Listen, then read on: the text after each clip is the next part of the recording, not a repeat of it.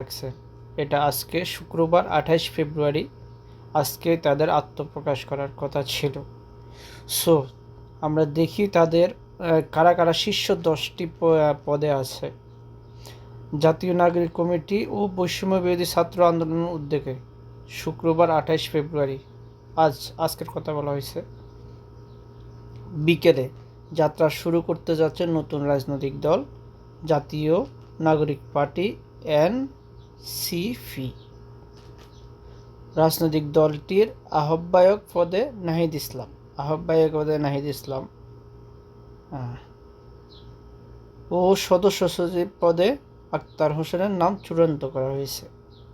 বিকেল 3টার দিকে রাজধানীর মানিক মিয়া এভিনিউতে জাতীয় নাগরিক কমিটি ও বৈষম্য বিরোধী ছাত্র আন্দোলনের নতুন রাজনৈতিক দলটির আনুষ্ঠানিক নাম ঘোষণা দেওয়া হবে।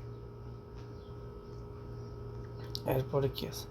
এর আগে বৃহস্পতিবার 27 ফেব্রুয়ারি দুপুর থেকে বিকেল পর্যন্ত রাজধানীর বাংলা মোটরে জাতীয় নাগরিক কমিটির কেন্দ্রীয় কার্যালয়ে জাতীয় নাগরিক কমিটি ও বৈষম্য বিরোধী ছাত্র আন্দোলন যৌথ বৈঠক হয়।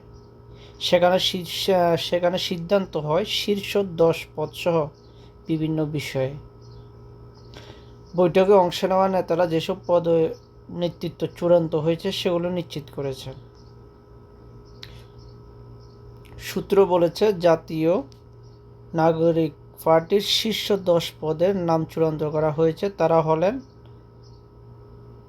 আহ্বায়ক নাহিদ ইসলাম, সিনিয়র যুগ্ম আহ্বায়ক সামান্তা শারমিন ও আরিফুল ইসলাম আদিব, সদস্য সচিব আক্তার হোসেন, সিনিয়র যুগ্ম সদস্য সচিব তাসনিম জারা ও নাহিদা সারোয়ার নিভা, মুখ্য সংগঠক হাসনাত আবদুল্লাহ দক্ষিণাঞ্চলের পুরো দায়িত্ব হাসনাত আবদুল্লাহর কাছে ও সার্জিস আলম উত্তরাঞ্চলের মুখ্য সমন্বয়ক নাসিরুদ্দিন পাটোয়ারি এবং যুগ্ম মুখ্য সমন্বয়ক আব্দুল হান্নান ভাই। ঠিক আছে। বৈঠক সূত্র জানিয়েছে, জ্যেষ্ঠ যুগ্ম সদস্য সচিব পদে একাধিক প্রার্থী থাকার পদে নেতৃত্ব চূড়ান্ত হয়নি। এই পদে আসতে পারে তাসনিম জারা, নাহিদা সারোয়ার নিভা, মনিরা শারমিন, নুসরাত তাবাসসুমের মধ্যে যে কেউ। এদিকে নতুন দলে আত্মপ্রকাশে প্রধান উপদেষ্টা ডক্টর মোহাম্মদ ইউনূস ও উপদেষ্টাদের আমন্ত্রণ জানানো হয়েছে।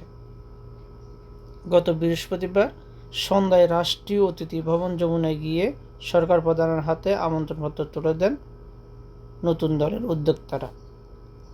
নতুন এই রাজনৈতিক দলের আত্মপ্রকাশ অনুষ্ঠানে যোগ দেবেন জুলাই আন্দোলনে আহত ও নিহত পরিবারের সদস্যরা।